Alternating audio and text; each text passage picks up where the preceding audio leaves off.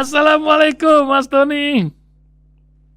Waalaikumsalam warahmatullahi wabarakatuh, Pak Ah, Ihsan dan ah, seluruh pendengar Hasil. Alhamdulillah. Kata orang kalau Mas Tony biar diplester mulutnya juga tangannya masih bisa nulis ya. Bagaimana Mas Tony, Hang Heng Hong dinamika politik yang terjadi sekarang ini setelah Banten dengan dengan arah Airin Golkar masuk lagi setelah PDIP ini menyebabkan sebuah fenomena baru di tangan Bahlil yang satu ini. Belum lagi urusan Pak Anies nih yang entah nih katanya 2 hari lagi, mungkin 1-2 hari ini ya para pendengar ingin menunggu kabar dari Mas Tony Rosid. Apa yang akan dibicarakan sama Mas Tony nih? Biasanya ada baskomnya kata yang bisa melihat. Lantas bukan hanya itu, Mas Tony optimisme itu atas pilkada-pilkada yang sedang terjadi di Jawa Timur, Jawa Tengah, Jawa Barat, apa yang akan terjadi? Belum lagi urusan tadi itu yang saya bacakan, urusan tambang itu juga menjadi sebuah masalahkah ketika Muhammadiyah? Nah, yang terakhir Mas Tony, konstituen Mas Tony juga ini, PKB. Sepertinya kan dari Nahdien ini yang sedang Hang Hengong. Apakah awal bulan ini tersandra pula dengan kongres yang akan disaingi oleh yang lainnya? Nah, mungkin itu di antara bincang-bincang kita berbagai kisah negeri Konoha atau Indonesia tercinta ini. Tafadhol Mas Tony. Iya, dimulai dari Banten dulu lah, yang pada daerah pojok Airin. Ya. Untuk mengukur seberapa besar seorang tokoh itu diharapkan oleh masyarakat, tentu melalui survei. Dari survei itulah kemudian terbaca mana yang diinginkan oleh rakyat, mana yang tidak. Sekali lagi, ini era demokrasi, tentu rakyat menjadi pemegang kekuasaan tertinggi, idealnya begitu. Maka pemimpin yang akan dimajukan oleh rakyat itu bergantung kepada rakyatnya.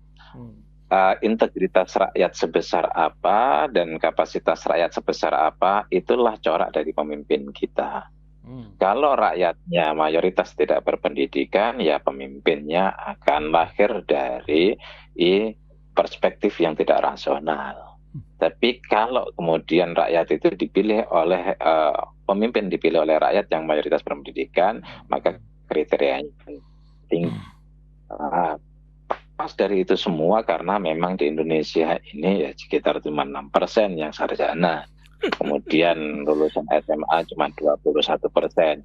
Kalau kemudian kita melihat survei bahwa pemilih rasional itu cuma 15%. Ini survei-survei yang ada ya.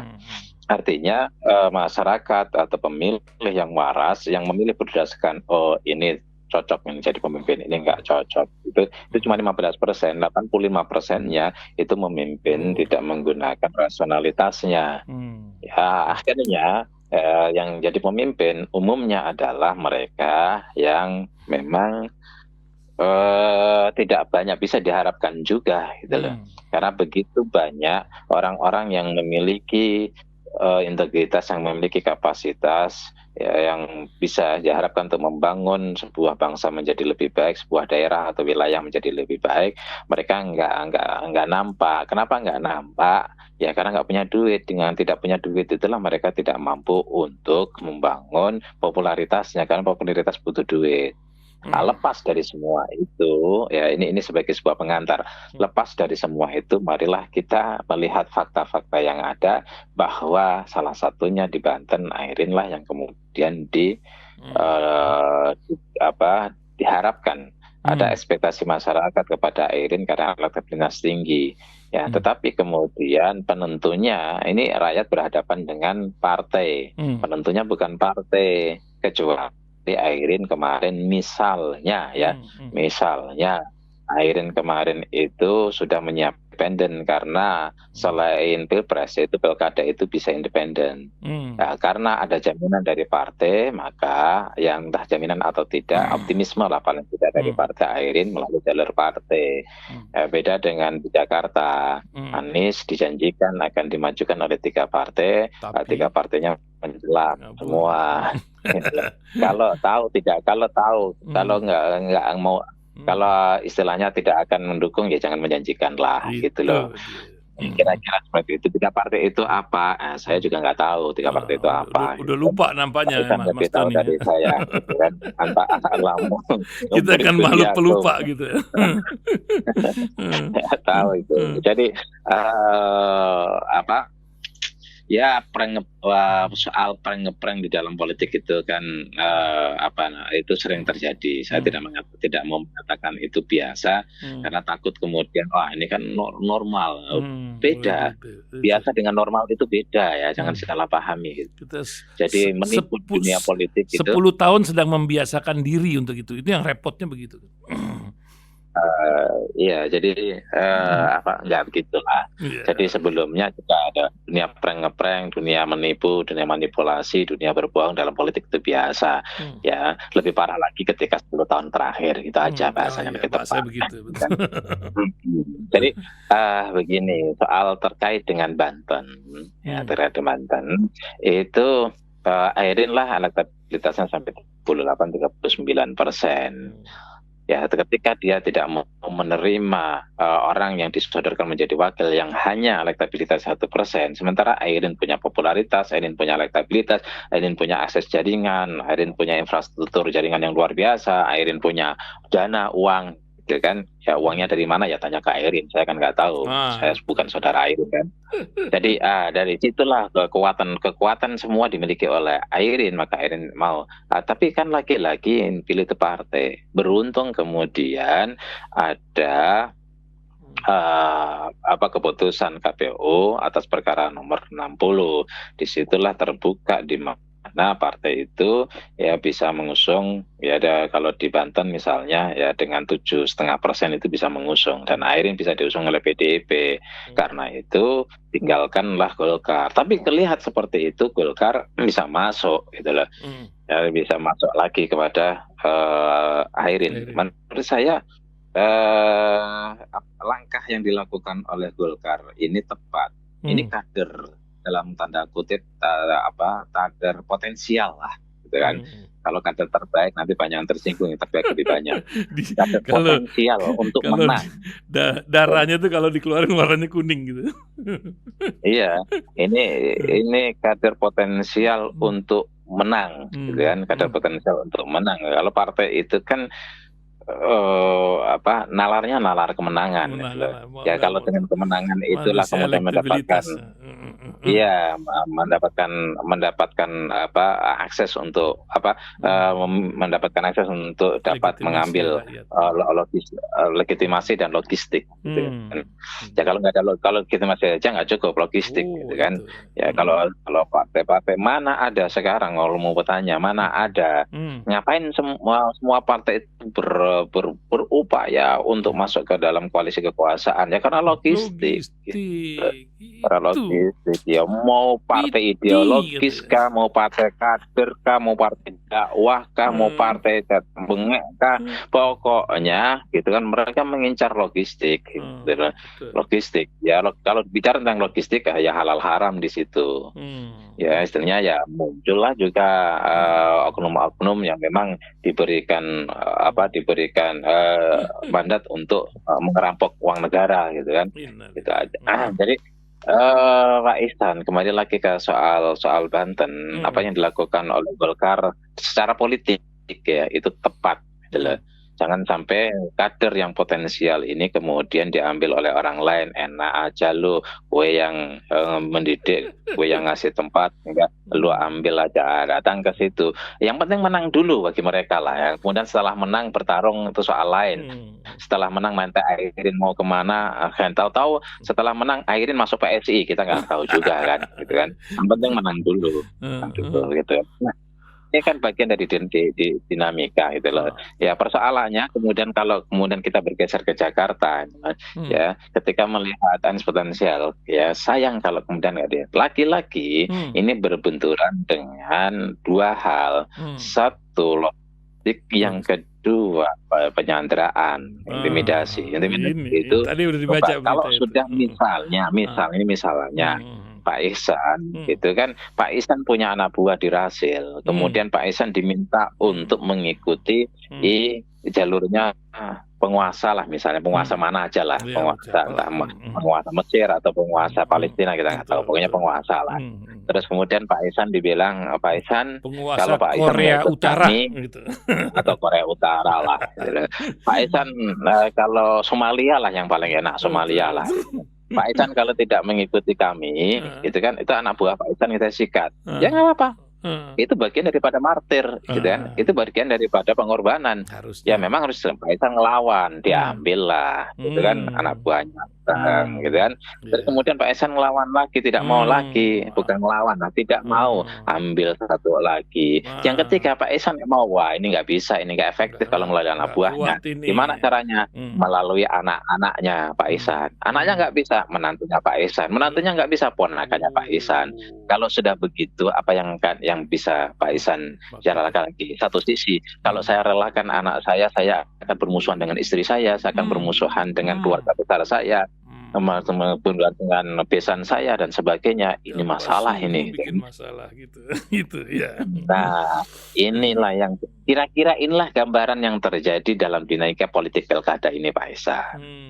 Jadi kalau pilpres itu yang terjadi itu berkaitan dengan anak buah Pak Ihsan. Tapi kalau pilkada ini berkaitan dengan ya anak menantu keluarga Pak Ihsan lah.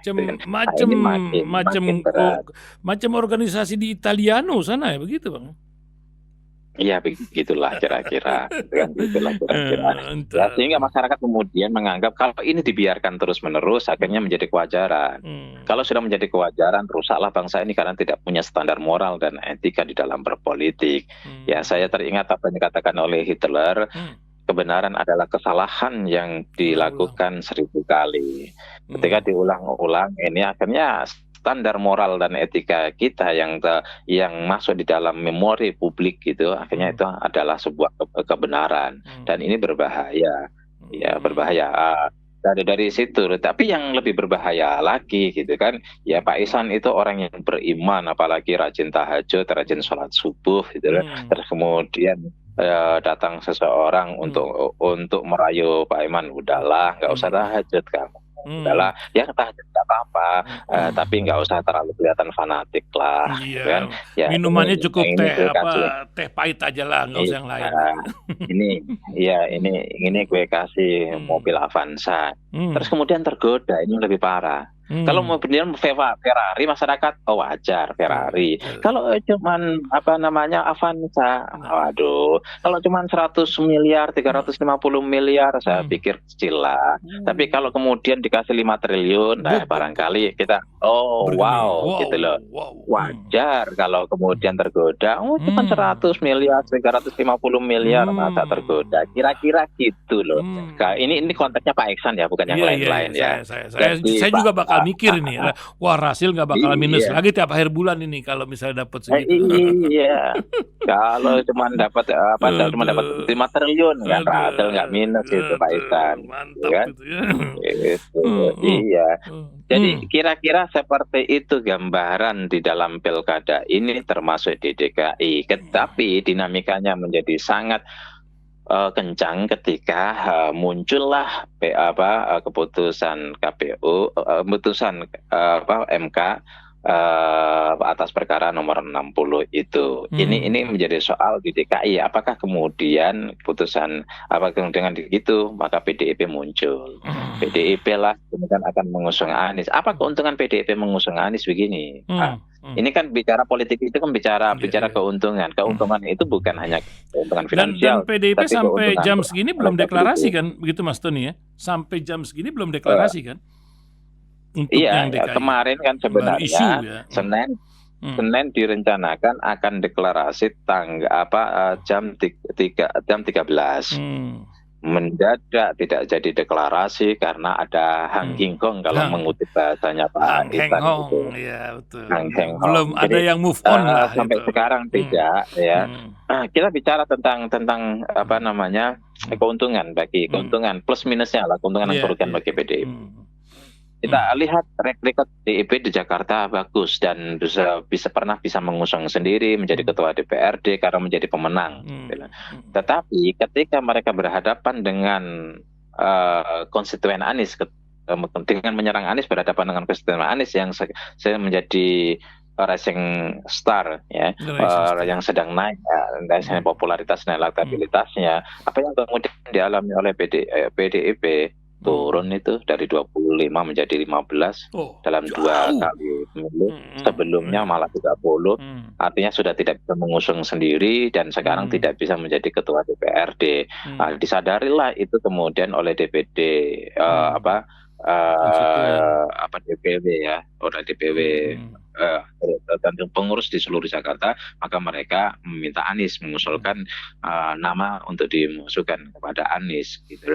Apalagi ketika Anies ditinggalkan oleh PKS, itu keuntungan bagi PDIP. PKS sekarang babak belur. Jadi apalagi PKS sekarang membangun sebuah narasi untuk dengan mempertahankan menyerang Anies ketika berhadapan dengan masyarakat, kemudian yang diserang Anies ini menurut saya malah nggak taktis, tidak kontraproduktif ya, harusnya rangkul semua gitu. Rangkul semua, tapi bukan minimal silent gitu loh. Ya malah menuduh Anies, kenapa Anies nggak bikin partai? Anies kan nggak bisa nyari partai yang lain untuk ke kami dan sebagainya. Ini kalau kemudian ada yang kemudian membongkar terhadap histori ya, cikal bakal histori, kemudian mereka bergabung dengan Kim, ini malah justru akan menjadi bom nuklir bagi PKS itu sendiri. Ya berat bagi PKS. Menurut saya bijak PKS kalau kemudian dia silent minimal gitu, terus kemudian mengeluarkan narasi-narasi yang simpatik. Ini nanti kalau sampai Anies itu dapat tiket dari PDIP, kemudian berhadapan dengan Suswono kan otomatis kan, dengan Ridwan Kamil Suswono. Ya ini kan saling lempar, saling hajar, dan itu mereka kedua belah akan terjebak di dalam sebuah pertarungan yang kontraproduktif. Kontraproduktif tidak apa. PKS makin babak belur, PKS makin orang-orang yang yang selama ini memberikan dukungan kepada Anies makin antipati kepada PKS, apalagi dengan adanya aksi reaksi di dalam kontestasi pilkada itu makin berat. Kalau bagi partai yang lain cair, bahasanya begini, kalau mengutip bahasanya AFC Fatah itu, beliau ketika ngobrol 4 mata sama saya bilang, untuk menjadi kira-kira begini, Mas Tony, kata dia, untuk menjadi konstituen PKS, untuk menjadi pemilih PKS itu nggak mudah katanya. Kenapa nggak mudah? Ya sekarang saya udah paham. Kenapa AF mengatakan tidak mudah gitu. Mendukung sesuatu karena PS kan idealis, punya idealisme, partai ideologis, partai yang berada betul-betul punya prinsip, partai kader ya, soal kader lain, partai yang punya prinsip. Ya, sehingga bisa mengakomodir kepentingan rakyat secara lebih luas lagi.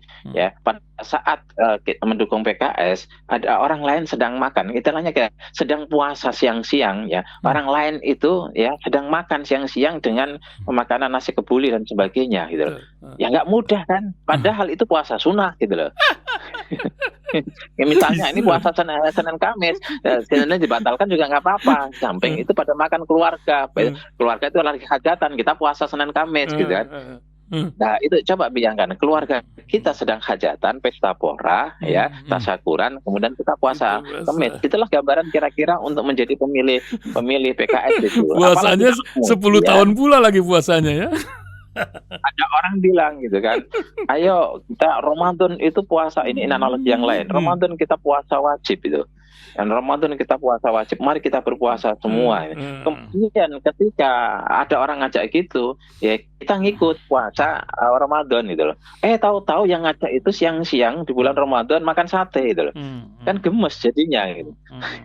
Kira-kira baratnya gitu. Udah dia yang ngajak untuk puasa Ramadan, terus kemudian dia malah makan sate di siang bulan Ramadan. Kira-kira gitu. Ini masyarakat semuanya ikut berpuasa. Para pemilih PKS lah ikut berpuasa itu. Ternyata PKS malah kira-kira analoginya seperti itu. Jadi Pak Ihsan ya beda sama PKB ya, walaupun dikasih ranjau beda jauh sama PKS.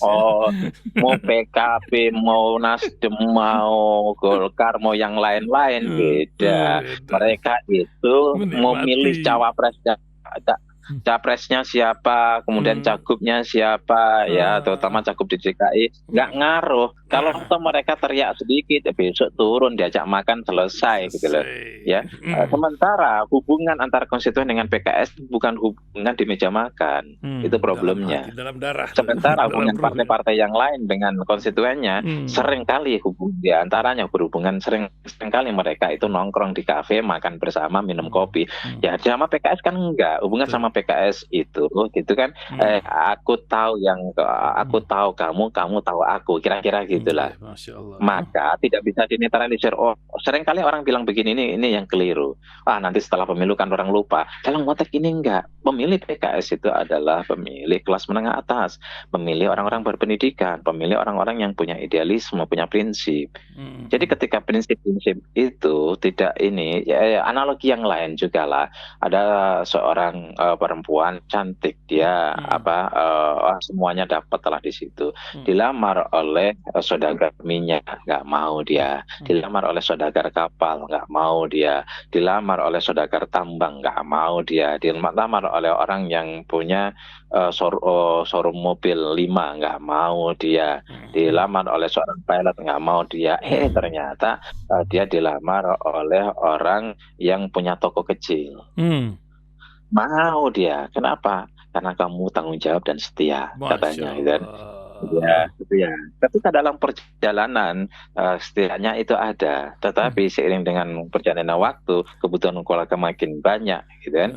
Akhirnya si laki-laki ini kemudian selingkuh, suaminya ini.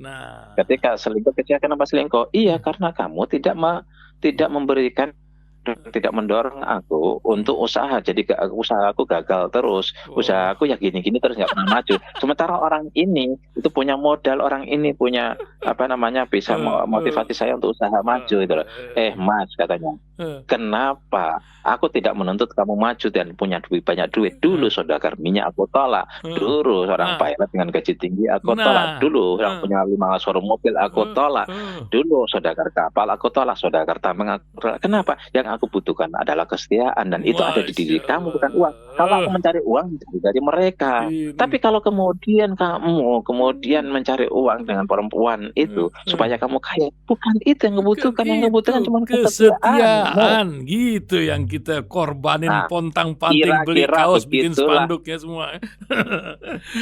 Kira-kira begitulah apa yang ada di otak para konstituen, para pemilih PKS. Yang aku butuhkan itu bukan tebaran uangmu, bukan dari proyekmu, ya bukan money politikmu, bukan sembakomu. Yang kubutuhkan adalah kesetiaanmu. Kira-kira orang seperti ini bisa kemudian dinetralisir? Nggak bisa, Pak Ihsan. Susah. Makanya sampai saat bareng teman-teman itu guyonan, ayolah bertaruh, kalau suara PKS nggak turun. Kita lihat. Tapi ini terjadi juga bukan hanya PKS, sekelas Muhammadiyah pun digoda ini. Pak Busro ini udah uring-uringan nih, di internal Muhammadiyah ini pasti berpecah. Komunitas yang solid ini pun diganggu dengan PT lagi nih, masalah tambang ini. Bagaimana Mas Tony? Ini Pak Ihsan, itu apa yang dikatakan oleh Pak Mahfud mengutip dari Abraham Samad, dan saya klarifikasi langsung kepada Mbak Abraham Samad, dan berkawan yang baik. Gitu loh. Apa betul? Oh, lebih dari itu, kata Abraham Samad ke saya. Jadi Pak Ihsan, kata Pak Mahfud yang mengutip dari Abraham Samad, kalau saja tambang itu ditertibkan, maka itu bisa menggaji orang Indonesia per kepala itu 20 juta. Itu masuk akal. Kenapa? Sekarang saya posisi di Kalimantan, Pak Ihsan. Gitu kan. Bukan di IKN ini. Lagi di IKN apa gimana nih? Dekat-dekat ya. Oke. Mantap. Awas. Saya tahu di sana lagi banyak demo nih. Siapa nih provokatornya nih? Jangan begitu. Di mana ada itu anteng dunia ini. Gitu. Mas, lanjut Mas Tony. Dikerok. Asal tanah itu di Papua misalnya, asal tanah itu dikerok, ada emasnya, Pak. Masya Allah. Kemarin bukan tembaga ya, bukan tembaga, emas ya. Kan tembaga isunya. Tembaga pura. Emas. Enggak, di mana-mana meskipun Tembagapura itu diketok di ini, itu emas, Pak Ihsan. Betul, ini serius. Kemudian kalau kita masuk ke ke Sulawesi Tengah dan Sulawesi Tenggara, dikeruk, itu ada yang namanya nikel di Kalimantan, Ada blok ya Medan selatan, tuh sana terutama tuh. kan Kalimantan Betul. Timur, Iya. itu digeruk. Udahlah, Pak Isan lihat tol di antara kalau jalan di tol itu kan panjang itu, yaitu Balikpapan sampai Samarinda. Iya. Itu lihat yang dikeruk itu jadikan tol, samping-sampingnya kan masih tinggi itu tanahnya. Itu batu bara, Pak Isan. Iya. Memang walaupun ada sawit sebagian ya, tapi banyak batu baranya. Luar biasa. Ya, itu kalau kemudian dipapras di bawahnya itu juga batu bara. Setelah diambil batu baranya, kemudian diuruk jadi kelapa sawit di situ. Jadi ini batu bara, Pak Isan. Artinya apa? Begitu kayanya negara ini, ya, meskipun ya masyarakat yang punya pendapatan di bawah 50.000, ya, atau $3 itu bisa di atas 100 juta. Betapa miskinnya bangsa ini, sementara sumber daya alamnya kaya raya, gitu kan? Maka disinilah orang berebut. Pak Isan, lagi-lagi soal tambang terkait dengan Muhammadiyah. Saya nanya kepada teman-teman ya yang mereka bermain tambang, yang mereka tahulah betul tentang tambang itu. Tentang teman-teman itu luar biasa. Jadi misalnya 100 metrik ton katanya gitu kan. Ya dokumennya cuma 20 metrik ton, bayar pajaknya cuma 20. Yang 80 lewat. Itu yang ada tikus-tikus tadi ya. Itu kemudian itu baru di situ, belum koridor. Ada istilah begini, mencuri di tambang sendiri. Artinya begini, ada misalnya ada 100 dia punya 10 ribu hektar, yang minta izin cuma 1.000 hektar atau 20 hektar, yang kemudian 8.000 hektarnya nggak ada iupnya, yang ditambang yang 80.000 hektar yang nggak ada iupnya, nanti di jalan pakai iup yang 2.000. Itu terjadi. Artinya apa? Ya, ini persoalan. Dan kemudian mereka di jalan, ya harus bayar uang jalan dan. Oh iya. Bagi-bagi rezeki itu. Bagi-bagi. Ya mereka katanya per metrik ton harus bersedekah. Mereka sedekah gitu ya. Nawaitunya tinggal di rumah. Iya, sedekah bisa 300 per metrik ton, itu 300.000. Kalau kali 10 ton, berapa ribu ton per hari kali 300.000 misalnya. Ya misalnya ini sedekahnya banyak sekali gitu loh. Ya, saya nggak tahu sedekah ini sampai ke hasil apa enggak, saya nggak tahu. Tapi itu sedekah mereka besar sekali. Coba kalau ini ditertibkan, dan ini siapa yang bisa menertibkan? Hanya presiden, nggak bisa yang lain. Ini yang orang banyak nanya. Kekuasaan presiden itu katanya sedemikian besar, ada 7 kekuasaan, 9 panglima dan lain-lain. Di DPR itu hanya 2 sekarang. Ini kan kesalahan konstitusi yang diakui oleh seorang Amin Rais ketika melakukan perubahan ini. Minta maaf dia kata atas urusan perubahan ini. Bagaimana Mas Tony, pengamatan Mas Tony terhadap kekuasaan presiden yang sedemikian besar ini, Mas? Iya, begini, kita memiliki sistem ketatanegaraan yang menurut saya perlu diperbaiki. Yang pernah saya ungkapkan di Rasil itu, gini, sistem ketatanegaraan kita udah salah. Trias politika itu kenapa kemudian diadopsi menjadi bagian daripada demokrasi kita, ya? Ya jujur memang kita mengadopsi mau tidak mau, dan itu faktanya. Dari John Locke yang dan Montesquieu kita ambil. Jadi ada kekuatan legislatif, yudikatif, eksekutif, dan itu seimbang. Tapi faktanya dalam hukum ketatanegaraan kita, di mana ya Mahkamah Agung itu dipilih oleh Hakim Agung, dipilih oleh Presiden, gimana? Ini yudikatif loh.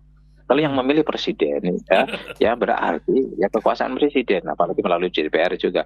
Kemudian Jaksa Agung yang pilih presiden. Gitu. Terus kemudian MK, yang ketua MK yang pilih presiden, ketua KPK yang pilih presiden melalui tim 9 pansel itu yang pilih juga presiden. Coba, ya mestinya ada lembaga independen ya yang betul terpilih, ya lembaga independen yang kemudian mereka melalui fit and proper yang begitu panjang, yang kemudian mereka lalu menjadi di yudikatif, kemudian eksekutif misalnya. Ya kita multi partai. Terus kemudian kalau partai-partai ini ketua partainya jadi menteri, anak buahnya presiden, otomatis anggota DPR dari partai itu jadi anak buah presiden dong. Legislatif ini. Hubungannya apa? Controlling menjadi lemah. Ya budgeting menjadi mengikuti pemerintah, tinggal dibagi-bagi aja sedikit gitu. Ya bagi banyak juga boleh. Ya kan bergantung kompromi. Kemudian legislatif ya bergantung memang undang-undang itu dibikin oleh pemerintah dan DPR. Tapi kalau kemudian ketua partai itu menjadi anak buahnya presiden, ya otomatis undang-undang itu dari presiden. Tinggal bahas-bahas, kompromikan dikit jadi, dan ini yang terjadi. Sistem ketatanegaraan kita yang persoalan. Yang bagi orang-orang hukum selalu ngotot, saya memang satunya hukum, tapi bagi teman-teman hukum itu ngotot gitu loh. Ya inilah aturan, kita harus ikuti. Iya betul, ikuti aturan gitu loh. Tapi Anda apakah tahu bahwa aturan itu punya kelemahan yang begitu kuat? Ya diubahlah, diperbaikilah.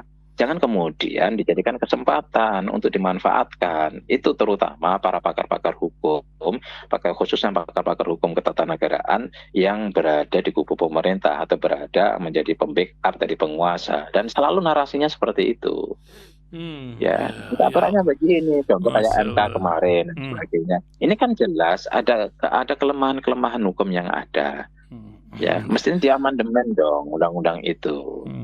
Ya, bukan di amandemen lah itu. Kalau amandemen undang-undang dasar direvisi dong undang-undang itu.